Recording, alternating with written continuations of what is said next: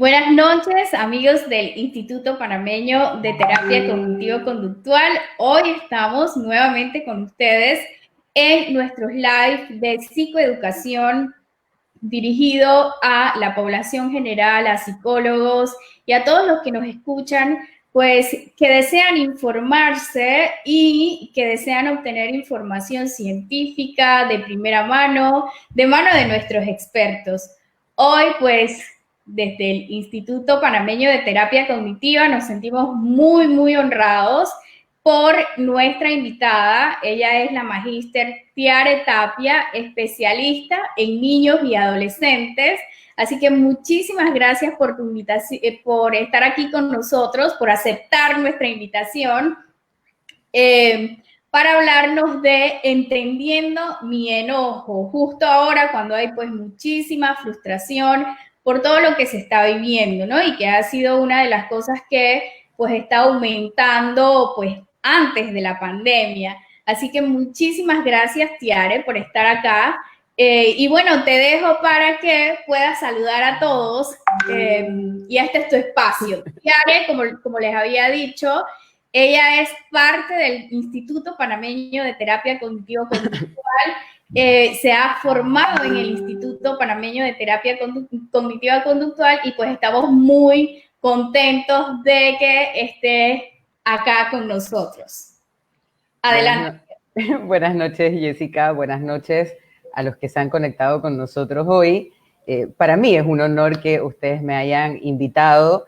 El instituto ha sido parte de mi formación académica y de mi formación clínica en los últimos 10 años de mi vida y yo súper contenta de participar con ustedes y de seguir aprendiendo todo lo que se aprende en este tipo de podcast, en este tipo de lives. Y pues muy contenta de poder tocar este tema y de poder estar con ustedes y poder contestar algunas preguntas que haya en el camino.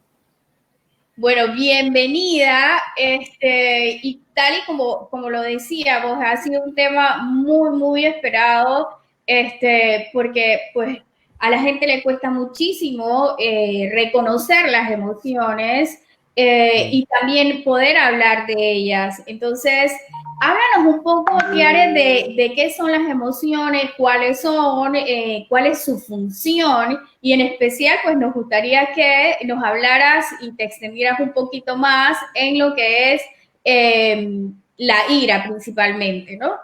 Ok, yo creo que como primer punto o primera cosa que quiero decir es que todos los seres humanos tenemos las emociones, todos tenemos emociones. No hay emociones que se puedan eliminar, no hay emociones que se puedan quitar o emociones que uno pueda elegir no vivirlas. Y todas estas emociones son naturales, son normales, son sanas y su expresión debe ser vivida como algo que es parte de nuestro funcionamiento cotidiano. Y quizás lo que muchas veces escuchamos es que las emociones son justamente esa gasolina, la que nos mueve, la que nos impulsa. Muchas veces a través de nuestras emociones es que definimos una meta y llegamos a esa meta o logramos hacer cosas. Y yo creo que algo que hemos escuchado más en el último tiempo es como quitarle este misticismo a las emociones que decimos que son malas o que son negativas, porque las emociones no son ni buenas ni malas, las emociones son, simple y sencillamente son, y quizás lo que en algún momento dificulta o en algún momento hace que alguna emoción no sea tan placentera, es la forma en que la manejamos, la forma en que la expresamos, cómo nos relacionamos con el otro a través de alguna emoción, y quizás por eso algunas son un poco más fáciles de manejar que otras, y por eso algunas emociones son más placenteras que otras. Entonces yo creo que esa parte es como, para mí, primero lo más importante, que podamos reconocer que las emociones son parte natural de la vida y que todas tienen una función y que de hecho el conjunto de emociones tiene una función para los seres humanos. Las emociones comunican a los que están alrededor mío, las emociones me comunican cosas a mí misma, o sea, me dicen que algo es importante para mí, por ejemplo, cuando me enojo o cuando me enojo por algo, eso algo significa que es importante para mí, cuando me pongo triste, cuando algo me da miedo, mi emoción me comunica a mí y le comunica al que está alrededor. Además, la emoción tiene una influencia en el otro. Porque si yo veo a alguien, por ejemplo, que está muy triste y yo soy una persona que se puede conmover fácilmente, yo me voy a aproximar a esa persona con otro tono, de repente un poco más compasivo o de repente un poco más acogedor, justamente porque estoy viendo la emoción en su rostro. Y definitivamente hay emociones que sí tienen características como universales. Yo creo que si alguien te ve sonreír, uno siempre piensa, está contento. O si alguien te ve con el ceño fruncido y la mirada así como más dura, te dice, bueno, está enojado, la carita para abajo está triste. Y hay otras emociones que no tienen estas caras universales o estas expresiones universales como los celos, porque ¿cuál es la cara de celos? O sea, hay mucha gente que tiene cara de celos y tú no la logras identificar a simple vista, sino que te lo tienen que decir. Entonces, claro, las emociones, todas tienen una función, todas cumplen algún objetivo con nosotros y nos comunican a nosotros, le comunican al otro, nos impulsan, nos motivan para la acción. La emoción, por ejemplo, una emoción de miedo, te hace que tu cuerpo se prepare o para la huida o para defenderse. La emoción de alegría te prepara así como para esa exaltación y uno está como contento y uno como que no cabe en su silla. Entonces las emociones también nos mueven y nos organizan para una acción. Y es con toda la parte, obviamente, que involucra nuestro pensamiento, nuestro cerebro, todo lo que involucra nuestro funcionamiento interno que se prepara con la señal de que esta emoción está ahí. Entonces, la ira funciona igual. La ira igual es una emoción sana, la ira igual es una emoción que podemos sentir en algún momento determinado por alguna razón muy específica que se nos puede despertar y con la ira particularmente es la forma en que la expresamos lo que quizás puede buscarnos o traernos problemas o traernos complicaciones o traernos dificultades en nuestras relaciones interpersonales. Claro, y yo creo que lo que estás hablando, pues, no es que creo, es que lo que estás hablando es súper, súper importante, porque de hecho hoy tenemos mediciones de la inteligencia emocional y cada vez que vamos a buscar trabajo, te hacen mediciones para, por ejemplo, poder ver tu inteligencia emocional y ver cómo puedes manejar esas emociones en momentos de estrés. Igualmente para entrar a las universidades, y es un tema que constantemente se está hablando, pero tal y como decías, también pues la gente a veces cuando viene a consulta, y sobre todo los niños, no saben cómo reconocer esas emociones, no saben qué es lo que les está pasando.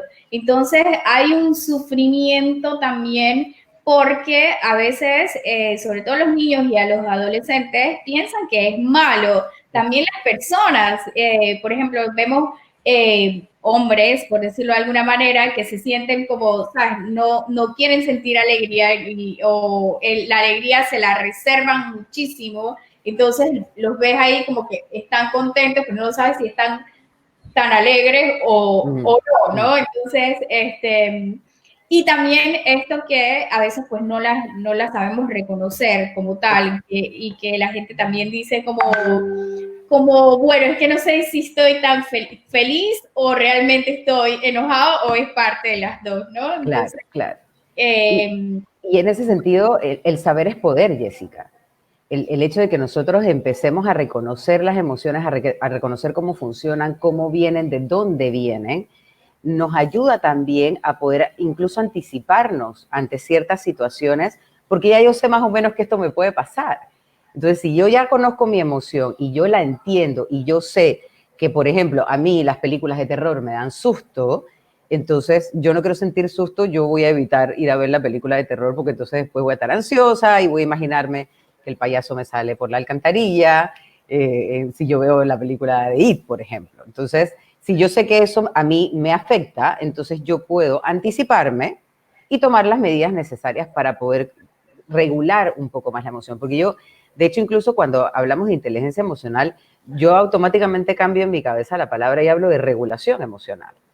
Porque justamente la emoción en sí no se puede cambiar.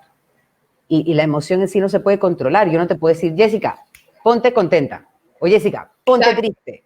Entonces, claro, lo que yo logro controlar y lo que yo puedo controlar al final de cuentas es un poco lo que pasa alrededor de la emoción. lo que la provoca, los factores de vulnerabilidad, incluso lo que pasa con mi cuerpo con alguna emoción. Pero la emoción en sí no se puede cambiar. Y lo que queremos más bien no es cambiarla, no es quitarla, es regularla. Es poder expresarla de una forma que sea adaptativa, que sea funcional, que sea sana. Porque claro, por ejemplo, con emociones como el miedo muchas veces me lleva a huir. Entonces lo que yo trato es como de evitar las cosas que me dan susto. Entonces, claro, eso no es funcional, porque si parte de mi trabajo es enfrentarme a una situación y yo le huyo porque tengo miedo, entonces esta emoción no me está dejando funcionar en un ambiente más natural. Lo mismo pasa con el enojo. Si mi enojo y mi forma de expresar el enojo es desadaptativa, no me permite funcionar en grupo o hace que la gente me empiece a rechazar, ya no está siendo funcional, no está siendo adaptativa. Entonces la idea es que podamos aprender a regularlas para que justamente puedan ser más adaptativas, más sanas, o sea, más funcionales para nosotros. Entonces yo creo que para mí el mensaje principal es poder decirle a la gente y que la gente sepa que la emoción existe, debe ser bien recibida y bien manejada. Y que lo que queremos es enseñar a regularla más que a controlar la emoción. ¿Okay? Claro, y sabes que cuando hablas de regulación emocional, me quedo pensando un poco en cómo, por ejemplo, la gente ha perdido o hemos perdido cosas por no haber manejado la emoción o no haber regulado esa emoción, ¿no? Porque, por ejemplo, a gente que de pronto tiene un compañero de trabajo que está enojado todo el tiempo y en vez de regularse, porque una forma de, si yo me regulo a mí misma, puedo regular al otro en cierta medida. Entonces, lo que hacen es que, oye, me voy a renunciar a este trabajo, no soporto más. Y creo que es muy importante lo que estás diciendo de ser conscientes de esa emoción, reconocerla y regularla, porque en ese sentido también se nos van a abrir puertas y vamos a tener control de la situación en gran medida, pero no controlamos la emoción del otro, regulamos la nuestra. Así que Exacto. es genial No, lo que has dicho. y tomando en cuenta lo que acabas de decir, Jessica, el tema con los papás es que si los papás también regulamos nuestra propia emoción, podemos ayudar a nuestros hijos y modelarle a nuestros hijos cómo regular la de ellos. Entonces, claro, porque si un papá está constantemente con una emoción muy desregulada o con expresiones de emociones que no son necesariamente adaptativas o funcionales, los niños eso es lo que aprenden. Y no lo aprenden porque el papá se siente y le diga, tú vas a aprender esto. No, lo aprende porque es lo que ven, porque estos son los modelos. Y más adelante, justamente te tenía un par de tips de cosas que pueden hacer los papás para poder ir ayudando a que los chicos regulen la emoción. Porque claro, como adultos, es responsabilidad del adulto justamente aprender a controlar y a regular su emoción. No a controlar, a regular su emoción. Pero cuando hablamos de niños y adolescentes, mucho de esa regulación inicial es externa. Comienza desde afuera, comienza desde que yo le ayude, le enseñe, le entregue habilidades para que él pueda aprender poco a poco a regularse. Pero yo no puedo pretender que un niño de 5 años, una niña de 5 años, simplemente regule su emoción ya, automáticamente, si además lo que ve a su alrededor no necesariamente le está enseñando cómo hacerlo. Entonces, claro, hay una parte y parte de cómo esto nos puede servir a nosotros como adultos y cómo podemos nosotros ayudar a nuestros hijos a poder encontrar mejores formas de regular las emociones, especialmente aquellas emociones que pueden ser un poco más desagradables.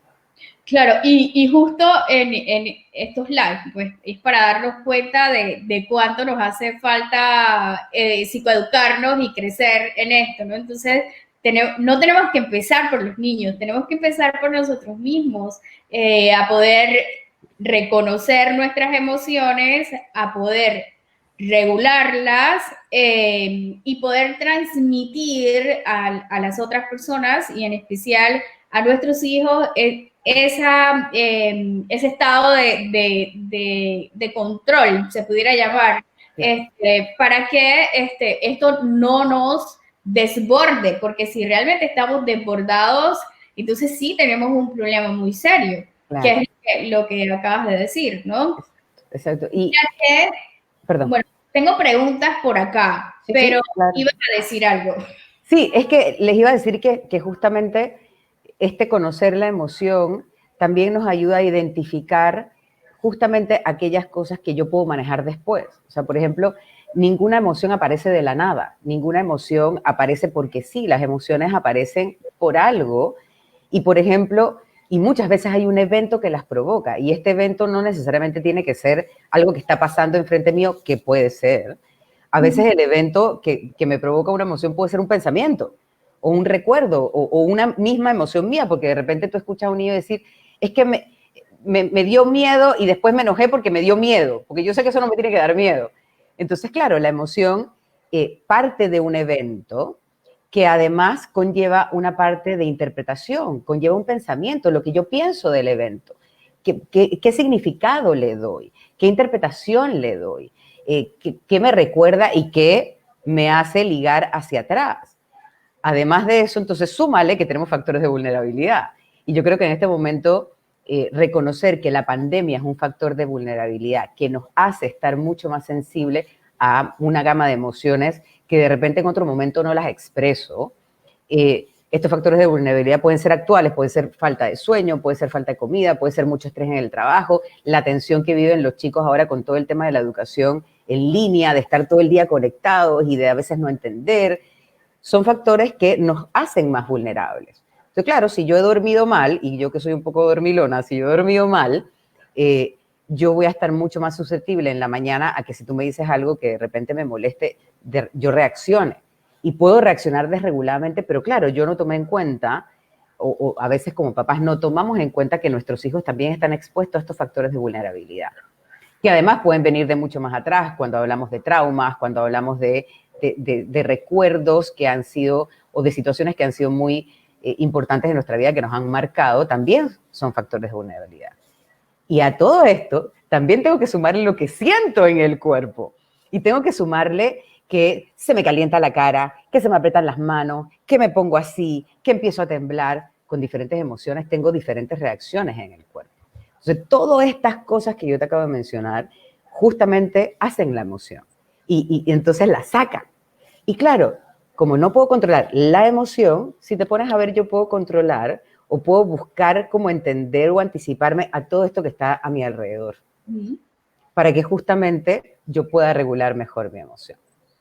Entonces yo creo que para mí era importante que tuviésemos claro, porque es como una perspectiva biopsicosocial que involucra tanto la parte fisiológica y biológica de lo que es la emoción, como toda esta parte del ambiente, de factores de vulnerabilidad, de pensamientos, que también la logran definir y que muchas veces la sacan a relucir. Claro, y es que estoy pensando en lo que estás diciendo, y es que tú sabes, a veces tienes esta sensación de algo pasó y no me siento como bien, o sabes, y no sabes de dónde viene, no sabes cómo, y te toca como ser consciente nuevamente Claro, y claro. buscar como qué es y poder entonces hacer ese proceso de poder ver las distintas partes que acabas de decir, lo biopsicosocial, para poder reconocerla. Claro, y es interesante porque cuando tú le preguntas a un paciente y a ver, ¿y qué estaba pasando cuando te sentiste así? No sé, porque claro, a veces la emoción es tan intensa que es como si lo demás se me nublara, como si yo no recordara lo que está pasando. Y cuando empiezas a preguntar, empiezan a salir pensamientos, empiezan a salir algunos eventos provocadores particulares, empiezan a salir factores de vulnerabilidad que justamente llevaron a la persona a que en vez de enojarse así, se enojara así. Entonces, claro, ahí en esa parte es muy interesante poder empezar como a darme cuenta de qué hay atrás de mi emoción, qué la subyace, qué cosas la provocan, qué cosas la intensifican, para justamente yo poder tomar precauciones. Si yo sé que yo estoy muy vulnerable, qué sé yo, al no dormir, entonces quizás yo me voy a alejar de algunas situaciones que yo sé que son provocadoras para mí porque no voy a reaccionar de la mejor manera.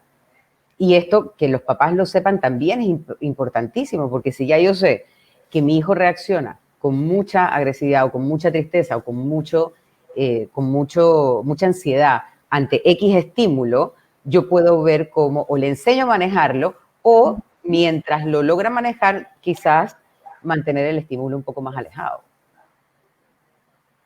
Buenísimo. Yo creo que la información que estás ofreciendo es puntual. De hecho, la gente lo está comentando. Tengo una lista de preguntas para ti. Pero quisiera que nos hablaras un poco de cómo controlar la ira, si la podemos controlar, en verdad. Háblanos un poco de eso. Ok, yo creo que es como volver a decir, no la vamos a controlar directamente, ¿ok? Podemos controlar los factores que están alrededor de ella, los factores que la componen, algunas características que están alrededor, pero la ira como tal, así como cualquier emoción, no la vamos a poder controlar. De hecho, al tratar de controlarla, lo que muchas veces logramos hacer es reprimirla.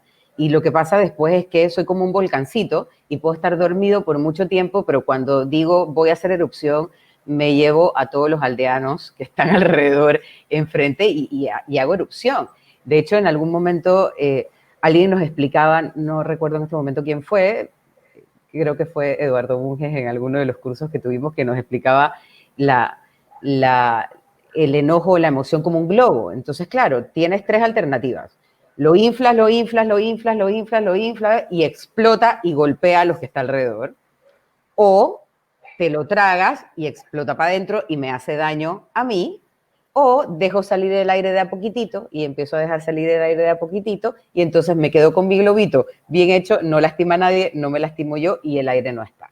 Entonces, claro, de alguna manera lo que quiero es poder regularla, poder sacarla de a poquitito, sacarla en una forma que sea adaptativa, pero controlarla creo que además es una palabra que pone mucho peso en la gente. Tienes que controlarte, tienes que hacer esto y esa no es la idea. La idea es que la podamos regular, que incluso aprendamos a contenerla, aprendamos a entender que cuando el otro se enoja tiene derecho a enojarse, que tiene derecho a sentirlo, que quizás no me gusta cómo me lo está mostrando, pero eso no significa que no tenga derecho a sentirlo. Yo escucho muchas veces papás decirle a sus hijos, pero no te sientas así, tú no tienes por qué enojarte por eso.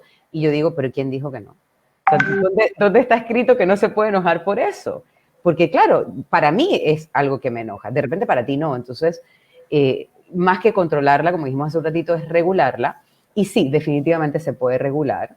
Y yo creo que parte de la regulación comienza en entenderlo. Parte de la regulación comienza en aceptar la emoción. Parte de la regulación comienza en saber que no es una emoción que es mala, que es una emoción que es sana, que si yo la entiendo puedo saber de qué me está funcionando en este momento y que así voy a poder bajarle la intensidad. Yo creo que si nosotros empezamos a reconocer como algunas cositas que pueden, no me gusta la palabra gatillar, pero que pueden provocar la emoción, nosotros tenemos eventos, por ejemplo, que alguien amenace algo que yo quiero, que alguien amenace a alguien que yo quiero, que lo insulte, eso puede provocar mucho enojo. Por ejemplo, percibir que me están faltando el respeto o que alguien me irrespete, me diga una grosería, me diga una vulgaridad, eso también puede provocar enojo. ¿Qué otros eventos pueden provocar enojo? Por ejemplo, que te menosprecien. Que me menosprecien, que me devalúen y de hecho, si nos ponemos en esa línea y adelantándome un poquitito a las herramientas después, claro, cuando yo le digo a alguien, no te tienes que enojar por eso, lo estoy invalidando. Le estoy diciendo, no, estás equivocado, no tienes razón, no es válido lo que te pasa. Y eso provoca mucha rabia, eso provoca una emoción que se intensifique. Entonces, claro, pensamientos que pueden provocar ira, yo tengo la razón, esto no es justo, sentirme irrespetado, sentirme agredido, sentirme, ya no necesariamente que esté pasando, pero que yo lo perciba de esa forma, o que yo lo entienda de esa forma, o que yo lo pueda interpretar de esa forma. Son cosas que definitivamente hace el enojo. ¿Y a qué nos impulsa? El impulso de acción cuando estás enojado es como yo decía en algún momento, escuchas la canción de Rocky y empiezas como, ok, voy, porque a eso es lo que me impulsa la acción, esa emoción que va como efervesciendo a lo que me lleva justamente a querer reaccionar o a querer atacar, Incluso tú escuchas a chicos que se ponen ofensivos o que se ponen sarcásticos o que te sueltan así como un, ajá, sí, sobre todo, y que la otra persona lo puede percibir como algo muy agresivo. Caras pueden percibirse como muy agresivas a pesar de que quizás no es la emoción, pero se pueden percibir de esta manera. Entonces, yo creo que parte de controlarla es identificar esas cosas.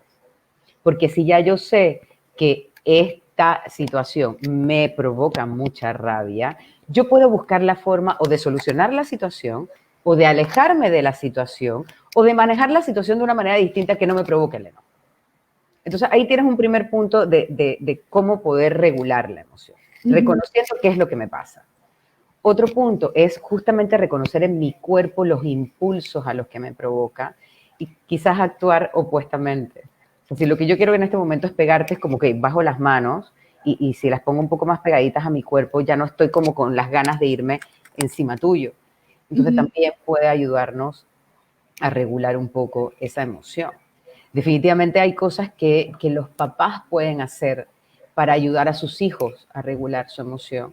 Y yo creo que una de las cosas que te quería conversar justamente cuando estaba como que armando las preguntas que habíamos organizado, era que hay que hacer una diferencia entre esa ira o ese enojo, y quizás la gente cuando escucha ira como que lo siente como que muy fuerte, ¿no? Es ese enojo eh, que es como típico que puede pasar de repente en algún momento por algo que me pasó, y diferenciarlo de aquel enojo que ya está más perpetuado en el tiempo, que es mucho más intenso, que es muy difícil de bajar, que buscando alternativas en casa no logramos hacer que la persona logre bajar la agresión que tiene o el daño que se hace a sí mismo cuando está enojado. Y yo creo que esos son los momentos en que tenemos que tomar conciencia de que tenemos que acudir a un profesional de salud mental.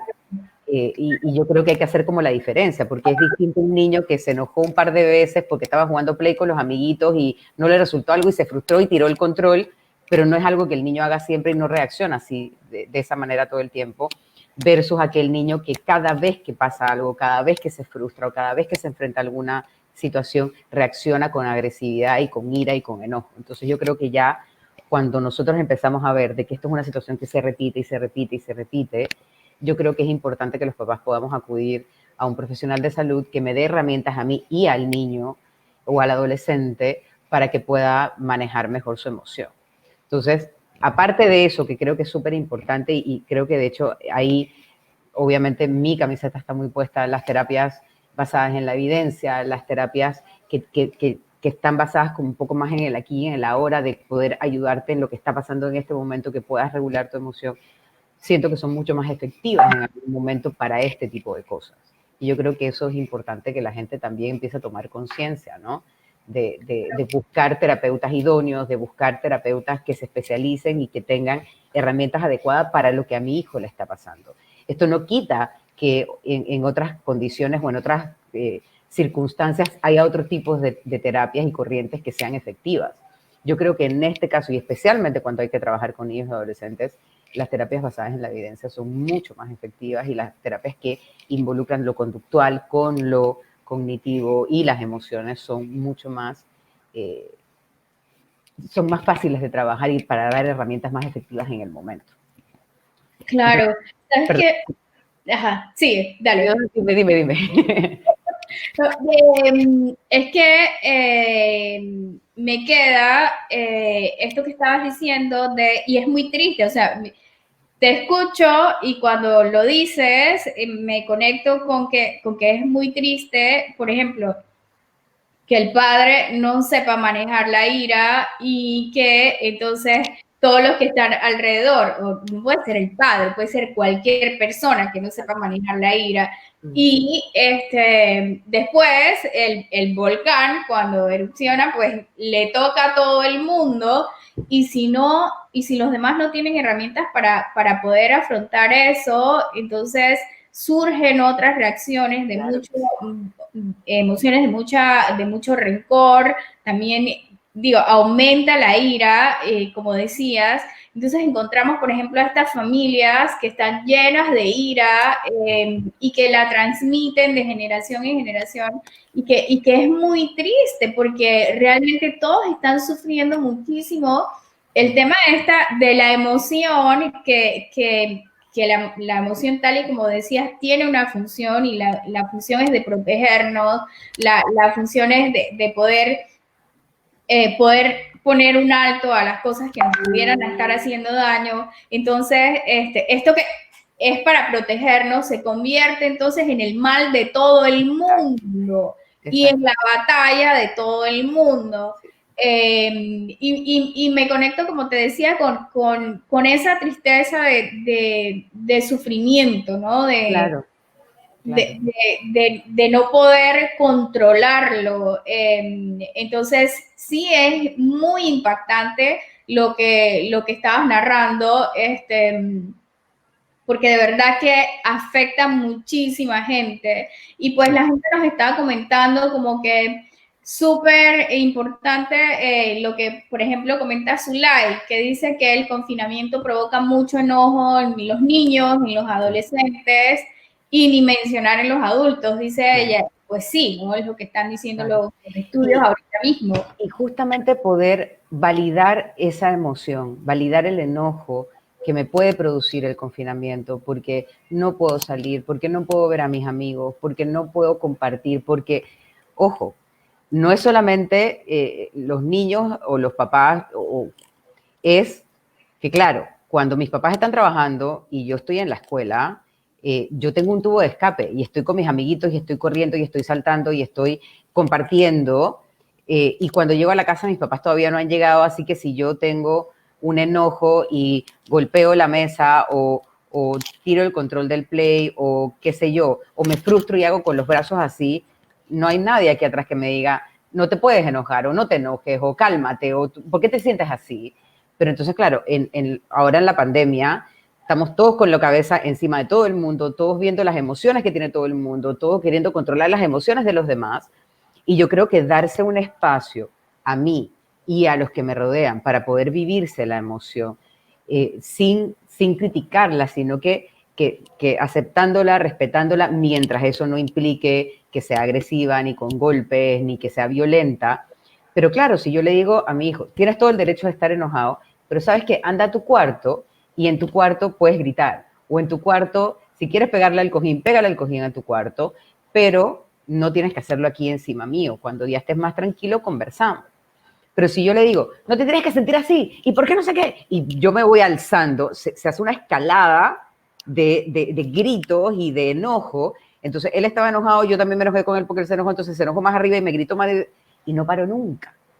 Entonces, claro, yo creo que también, y justamente era una de las cosas que te iba a mencionar como parte de lo que podemos hacer. O sea, primero yo como adulto tengo que mantener la calma.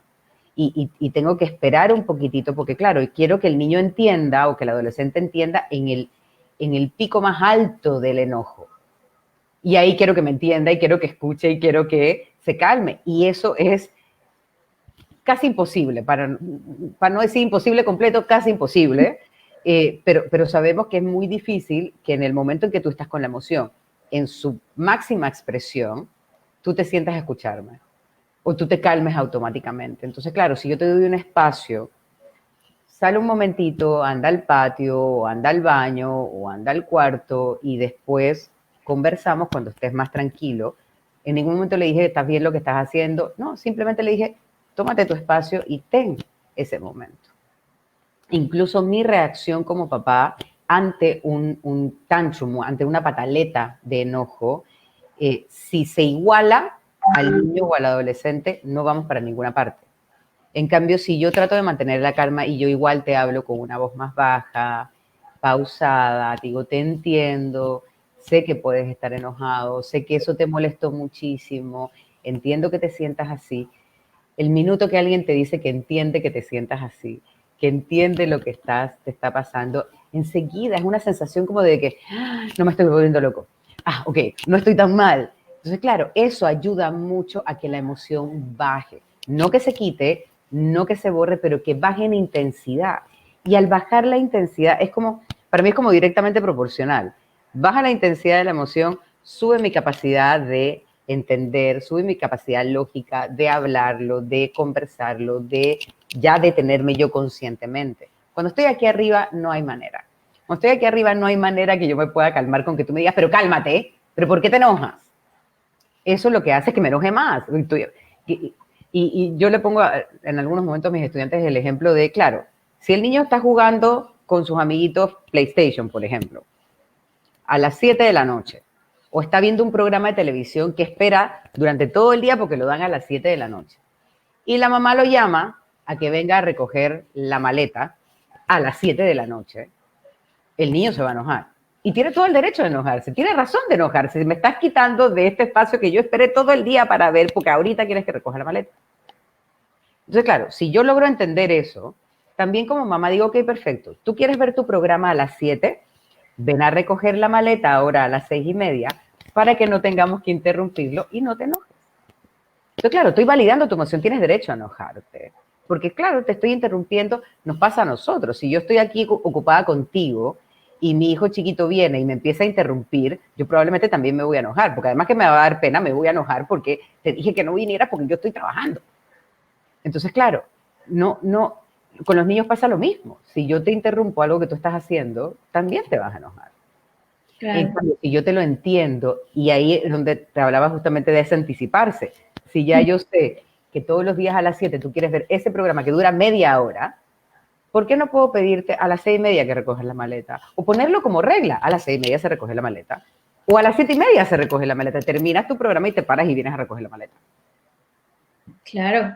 Entonces, y me acordaba de algo que decía Javier Mandil, o sea, esto no significa que no podemos poner límites, no significa que no podemos establecer ciertas estructuras, que claro que sí las podemos establecer, pero esas estructuras tienen que dar el espacio para sentir y para que la emoción sea respetada y validada, no solamente el enojo, cualquier emoción, el miedo, que en este momento la pandemia nos ha causado mucho miedo también, que también podamos entender que los niños tienen susto de salir porque ven todas estas cosas en redes sociales de todo lo que está pasando. Entonces yo me quiero quedar en mi casa. Si mi papá me dice, acompáñame al súper, yo no quiero ir al súper.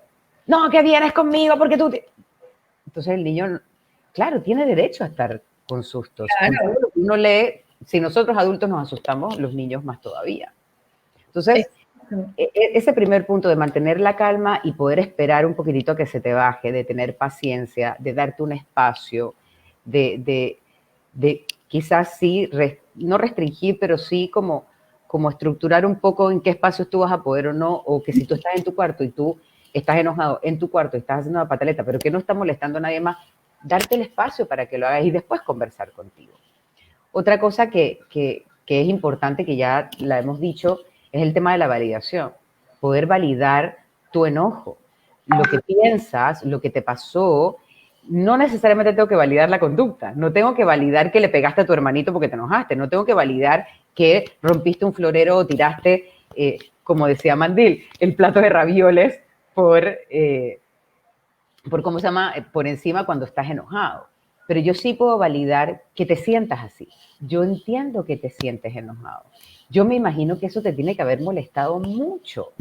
Si a mí me dijeran algo así, yo también me hubiese enojado. Y enseguida decirlo, va bajando poquito a poquito la emoción. Y es muy importante para el otro sentir esa validación, sentir que no estoy mal con lo que me está pasando. No tengo que validar lo que hago. No te tengo que decir, está muy bien que hayas tirado la puerta, está muy bien que hayas roto, está muy bien que le hayas pegado a tu hermanito. Yo no tengo que hacer eso. Pero sí puedo reconocerte que lo que pensaste te enojó, que lo que estás sintiendo es válido. Y eso ayuda también a regular esa emoción.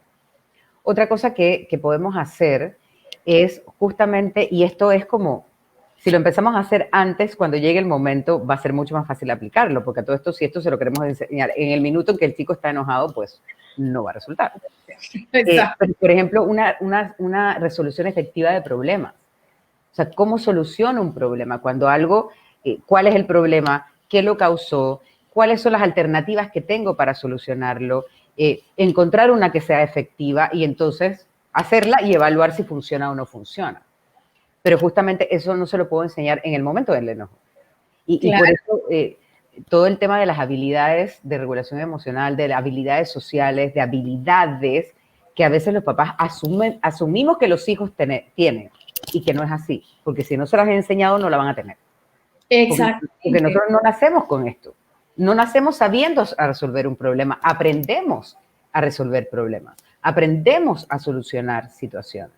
Entonces, si yo le enseño cómo solucionar un problema, a buscar alternativas, yo podría tener quizás una ventaja a la hora de un enojo, de, ok, a ver, ¿cuáles son tus alternativas? A ver, ¿cuál es el problema?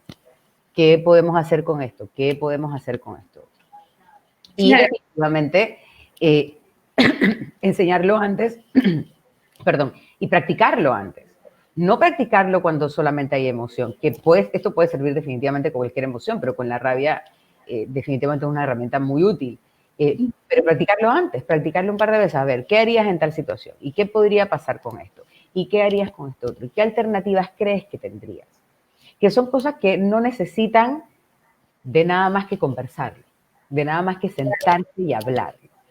Y otra cosa que yo creo que todos lo hacemos, pero cuando lo escuchamos siempre pensamos como en castigo, pensamos en control de conducta, que es el tiempo fuera.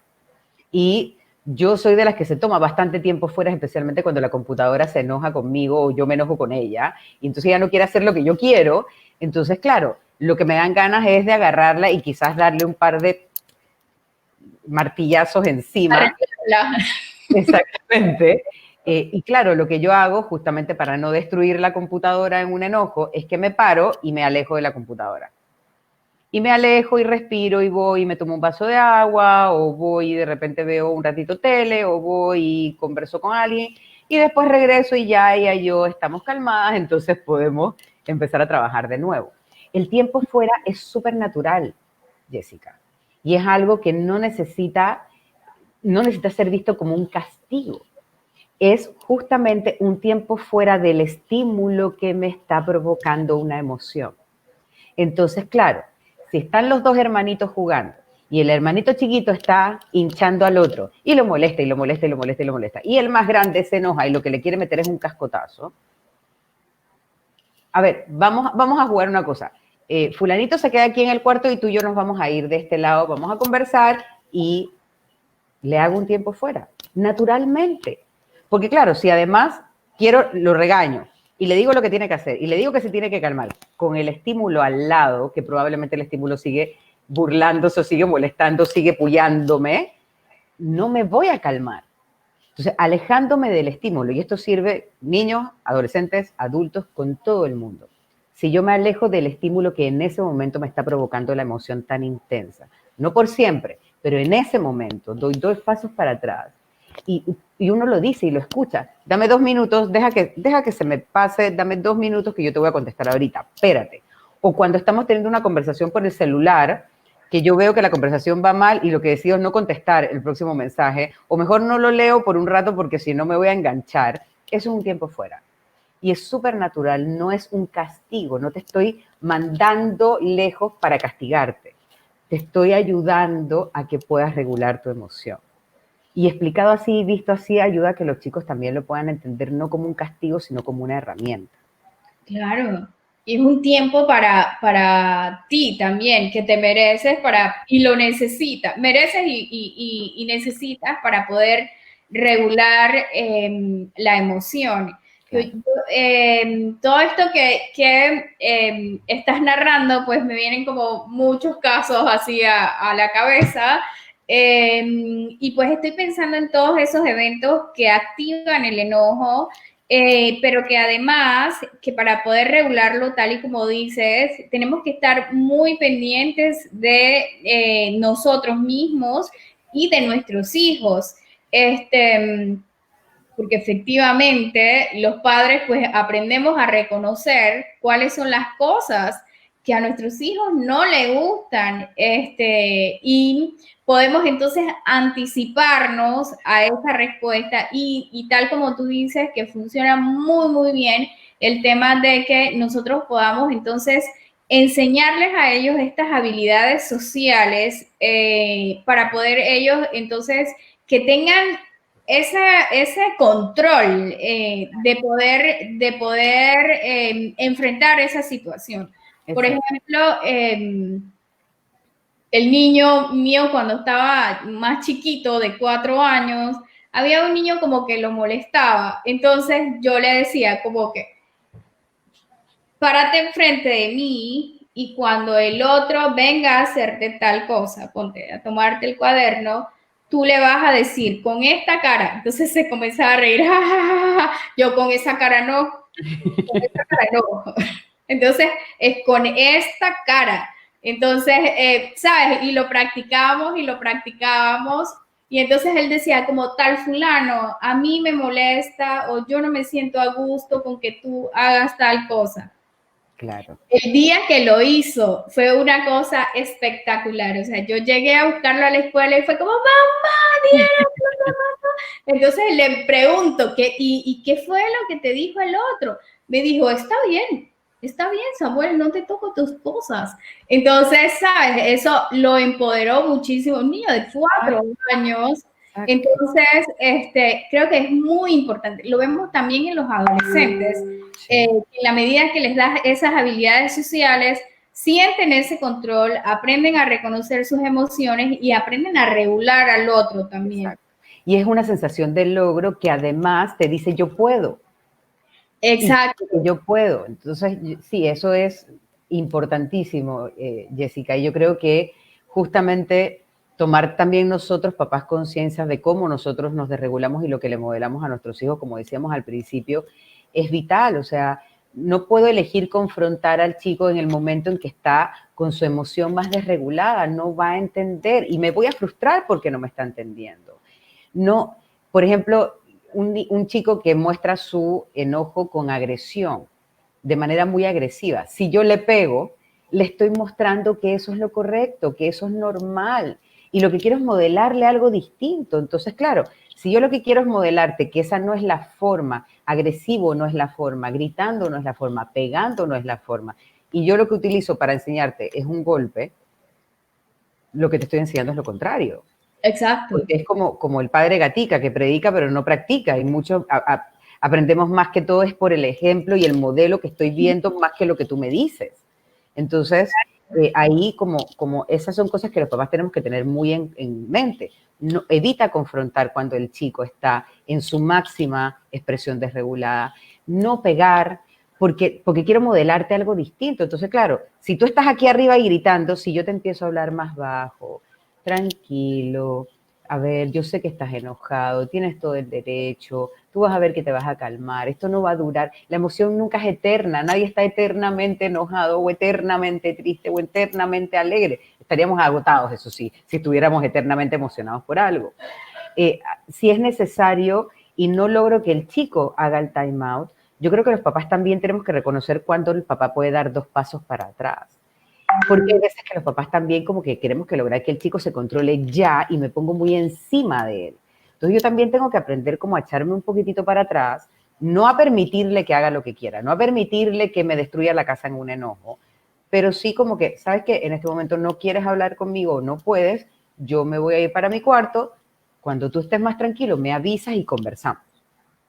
Y claro, ahí puedo conversar, yo no puedo conversar contigo cuando estás acá arriba, yo puedo conversar contigo cuando ya empezaste a bajar. Y por otro lado, evitar amenazar con castigos muy exagerados, porque entonces también voy despertando otras emociones, porque entonces me enojé, me amenazaste con las penas del infierno, que yo siempre digo a los papás, no ofrezca las penas del infierno si no las va a cumplir, porque además quedamos como mentirosos cuando le decimos, te voy a hacer no sé qué, y no se lo hago y el chiquillo se queda y que, además mentiroso me salió porque no me hizo lo que me dijo que me iba a hacer. Entonces tenemos que tener cuidado un poco con lo que ofrecemos. Entonces, en ese momento yo siento que no es el momento para poner un castigo o poner una consecuencia. Yo creo Claro. que efectivamente cuando tú lo defines con tiempo, ya no es un castigo, es una consecuencia y que puede ser vivida como responsabilidad de la persona que la hace y no responsabilidad del papá. Cuando es castigo, es el papá castigando. Cuando es una consecuencia, es tu consecuencia por algo que tú sabías que no podías hacer. Pero eso no lo puedo hacer en el momento en que estamos enojados. Lo puedo hacer antes o lo puedo hacer después cuando te calmas y conversar. Claro. Yo creo y yo sé que hay un espacio para preguntas, así que voy a cortar un poquito esta última parte, pero creo que los papás tenemos que tener mucha conciencia del respeto así como yo quiero que mis hijos me respeten, yo también tengo que respetarles el espacio de sus emociones, también tengo que respetarles un poco cómo las expresan. No se tienen que enojar por lo mismo que yo, ni lo tienen que expresar de la misma forma que yo. Ellos tienen derecho a tener sus propias cosas que los frustran, que les dan miedo, que los enojan y son válidas. Distintas a las mías, son válidas. La otra cosa es que cuando están tranquilos podamos justamente anticiparnos a todo esto que ya hemos ido escuchando, a darme cuenta de cuáles son los eventos que me provocan, a darme cuenta de cómo reacciono, a darme cuenta de los pensamientos que están ahí. Hagan prácticas. Si yo sé que mi hijo se desregula o que expresa su emoción de ira y enojo con mucha desregulación, vamos a practicar, ok, ¿qué vamos a hacer cuando nos enojemos? ¿Qué vamos a hacer cuando esto pase? Perdón, ¿qué vamos a hacer con esto otro? Hacer actividad física siempre es bueno, porque la actividad física se convierte en una vía de escape, en un tubo de escape, y todos los que en algún momento hemos manejado y conocemos algo, lo mínimo como yo de carro, que sé que si el tubo de escape se tapa, pues el carro va a dejar de funcionar. La emoción si se tapa, no va, nosotros no seguimos funcionando. Entonces, la actividad física es una buena fuente de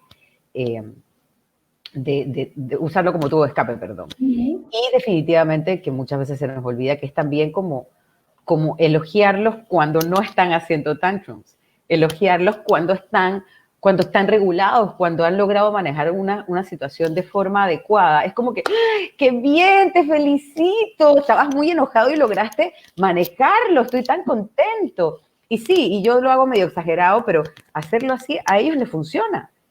Por eso les gustan los programas infantiles, porque todos los programas infantiles, las cómicas y las personas, los anfitriones, los hablan exagerados. Entonces, claro, decirle a mi hijo, ¡eh! Manejaste tu enojo, no te enojaste, qué bien, lo hiciste súper bien, no te pusiste a gritar, te felicito. E incluso reforzarles, ni siquiera cuando no lo hagan, sino como, estamos tranquilos, ¡ay! Me encanta cuando estamos así, que podemos conversar, qué rico. Porque también les vamos diciendo que hay una forma distinta de relacionarse y que esa emoción es validada y reforzada. Yo tenía dos tips que dentro de la práctica clínica creo que han funcionado mucho, ya directamente para la persona que está desregulada y que sí están sacados obviamente de las habilidades de regulación emocional de la terapia dialéctica conductual, que tiene su base teórica en la terapia cognitivo-conductual, creo que lo dije hace un ratito, que es cuando estamos muy enojados, la temperatura del cuerpo sube. De hecho, cuando hay una emoción muy intensa, la temperatura del cuerpo sube, tanto en el amor como en el enojo. O sea, se me calienta la cara, me pongo colorado. Y bajar la temperatura corporal tiene un efecto a nivel químico con nosotros. Entonces, al bajar drásticamente la temperatura corporal, la intensidad de la emoción también tiende a bajar y tiende a bajar rápidamente. Entonces, por ejemplo, ponerme frío en los cachetes, ponerme frío en la frente, incluso la práctica completa implica como meter la cara por un ratito mientras lo aguante en agua bastante fría, y yo encuentro que a veces hasta bañarse con agua fría nos ayuda a bajar la temperatura corporal y ayuda a regular rápidamente la emoción, que eso es algo que puedo aprender yo como adulto y que también le puedo enseñar a los niños. Y hacer ejercicio intenso por un periodo de tiempo determinado. Y a veces yo le digo a mis pacientes, hasta que te canses. No por 10 minutos, sino hasta que te canses. Porque claro, si yo hago un ejercicio intenso, estoy sacando la energía, si nos ponemos a pensar que las emociones son energía, y yo hago un ejercicio intenso y me canso, va a ser mucho más difícil que yo esté súper enojado y desregulado y gritando porque estoy tan cansado que entonces baja la intensidad de la emoción.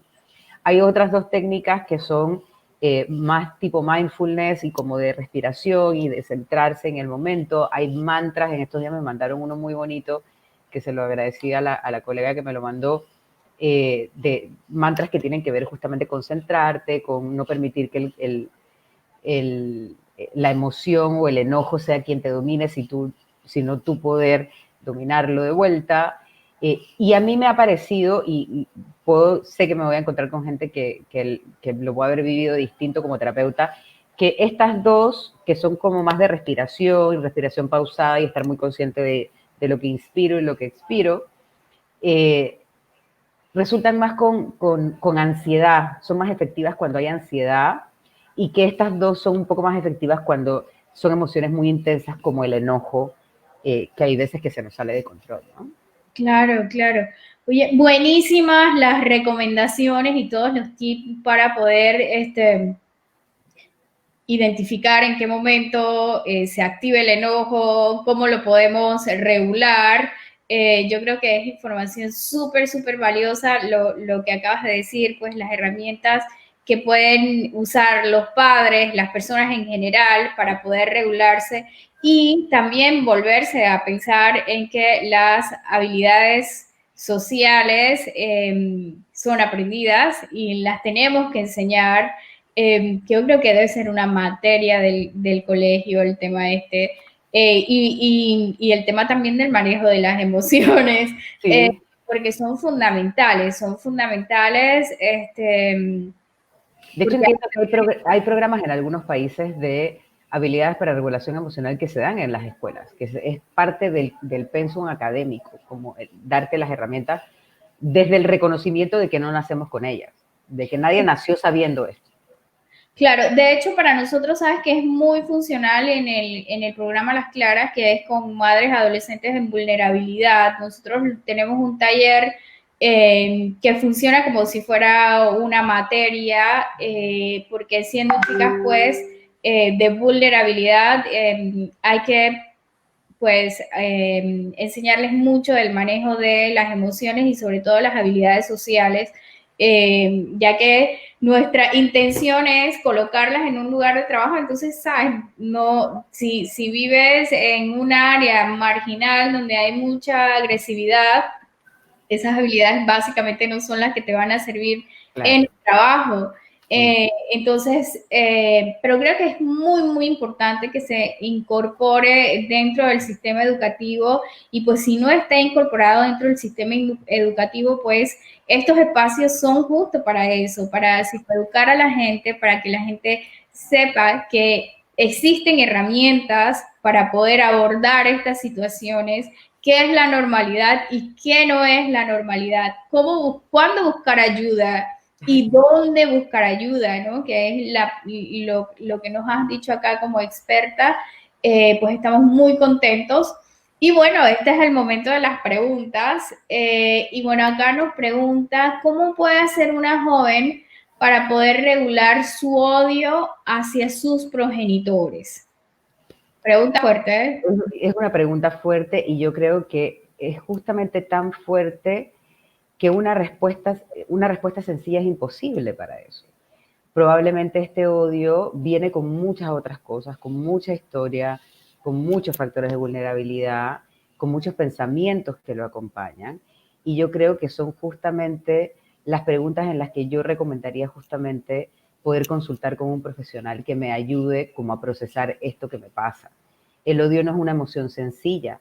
El odio viene acompañado de muchas otras cosas e incluso odiamos justamente cuando hemos querido mucho o queremos mucho, no odiamos a quien nos da igual, odiamos a quien queremos. Entonces, yo creo que esa es una pregunta que merecería justamente como un contacto con alguien que me pueda ayudar, que me pueda guiar a vivirme esto que me está pasando y a entenderlo de alguna manera, que me pueda aliviar esa sensación para no tener que vivir con odio, para poder entender, y esto es algo que Marsha Linehan, y tengo que sacarla, dice dentro de su teoría, la gente hace lo mejor que puede con lo que tiene. Y muchas veces los papás cometemos errores que muchas veces los hijos consideran que son imperdonables, nuestras parejas cometen errores, nuestros jefes cometen errores, nuestros compañeros cometen errores. Eh, y cuando uno, y creo que a mí me ha servido mucho esto en terapia, como que entender que esta persona que está enfrente mío está haciendo lo mejor que puede con lo que tiene, con lo que aprendió, con sus propias vivencias, con sus factores de vulnerabilidad, y está haciendo lo mejor que puede. No me gusta, no estoy de acuerdo, me parece el colmo, pero está haciendo lo mejor que puede. Y si yo logro reconocer eso, además voy a tener mucha compasión y voy a tener autocompasión porque también me va a ayudar a reconocer que yo también de repente he hecho cosas lo mejor que puedo, pero que a otros no le han gustado. Entonces, para esta persona que escribe, yo creo que mi recomendación principal sería justamente poder contactar con alguien que me pudiese ayudar a vivirme esa emoción de otra manera, a entenderla, para que justamente no sea algo que se transforme en esa parte que lleva rencor el resto de la vida y que sufre uno. Porque el otro muchas veces ni siquiera sabe que yo estoy enojado con él o que lo odio o que tengo problemas con él, sino que yo me lo estoy viviendo y yo me siento mal y yo lo sufro y el otro está del otro lado como que con un signo de interrogación en la cabeza porque realmente nunca supo. Así que para esa pregunta sí yo creo que no hay una respuesta como, sería como para un par de sesiones para conversarlo definitivamente.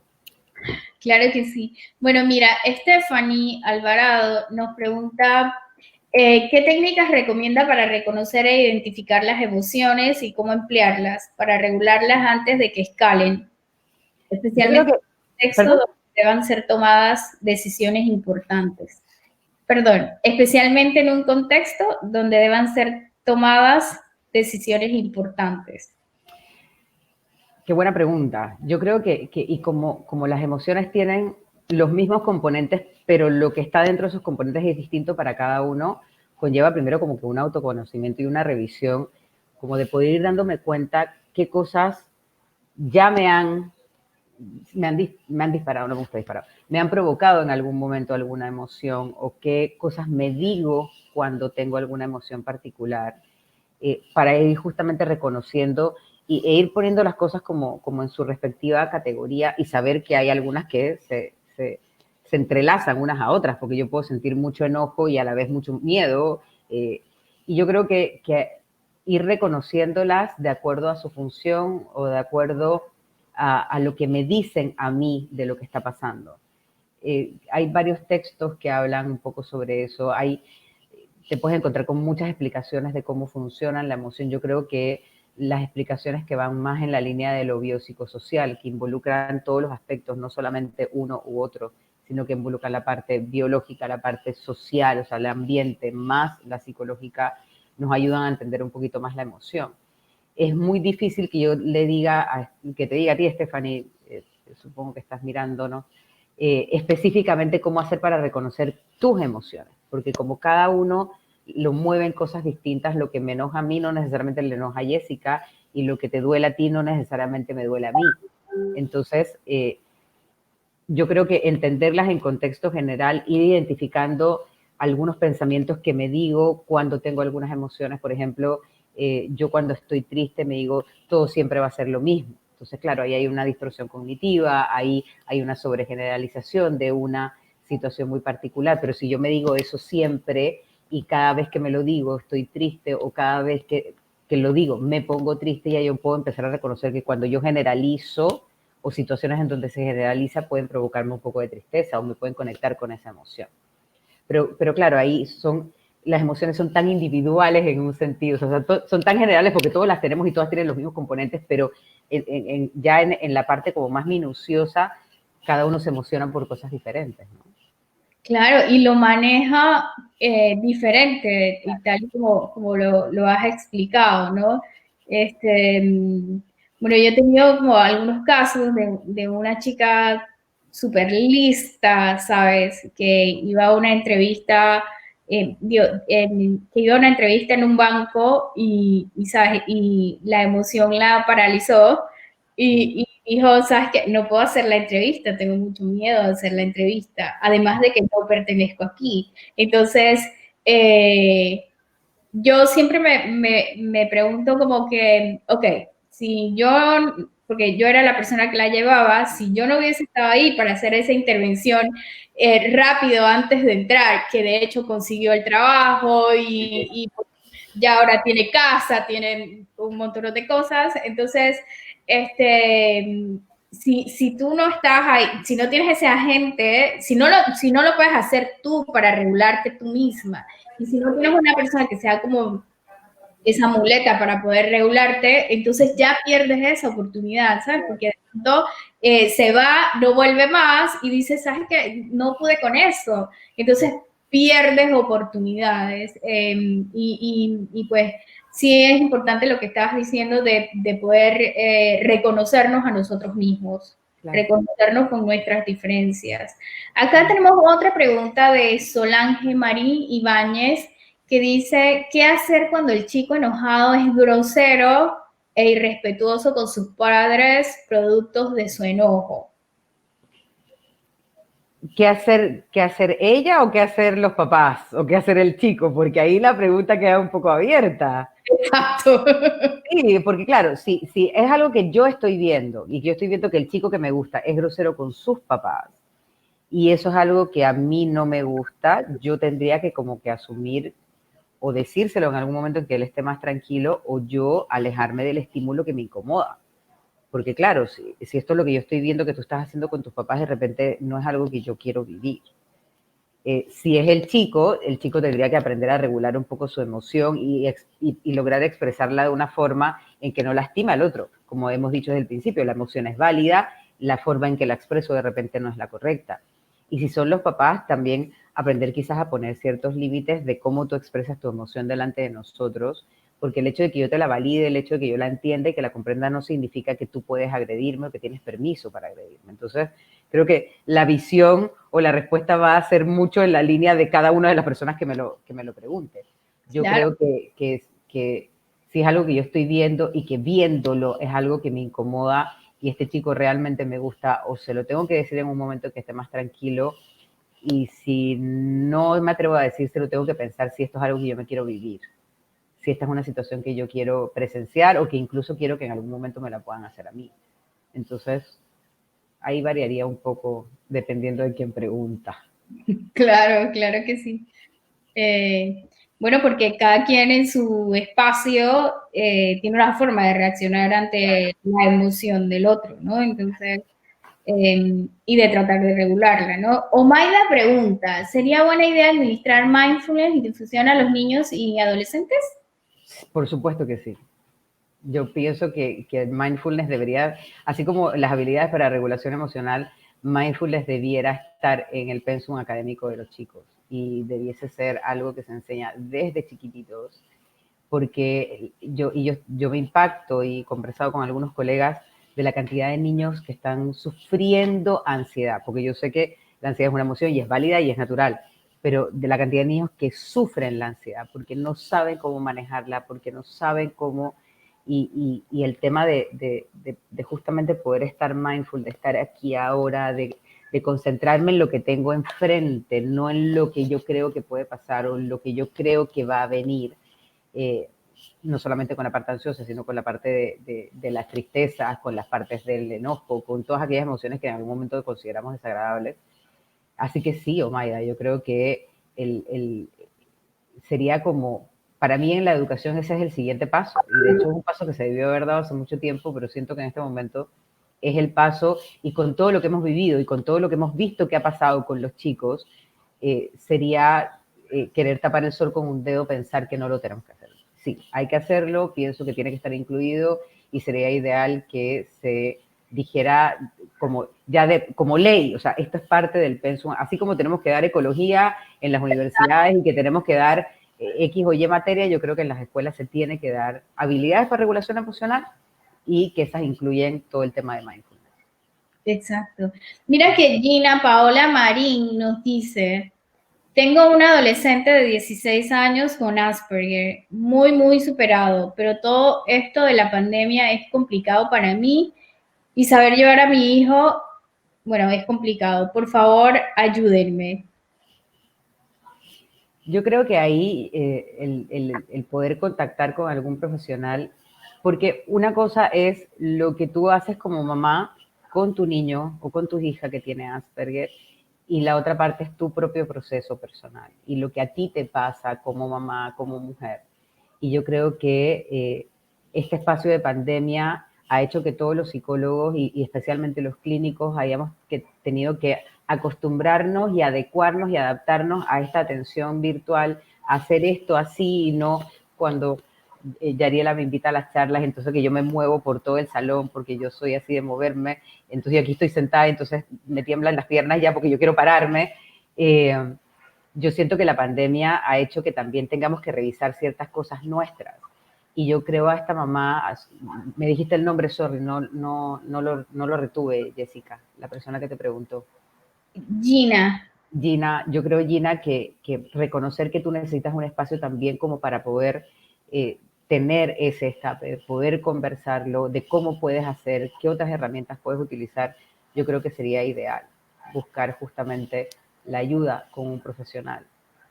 Este espacio no nos da justamente para poder atender esas solicitudes que son tan individuales y tan particulares y tan preciosas, porque definitivamente es un pedido de ayuda que llama poderosamente la atención.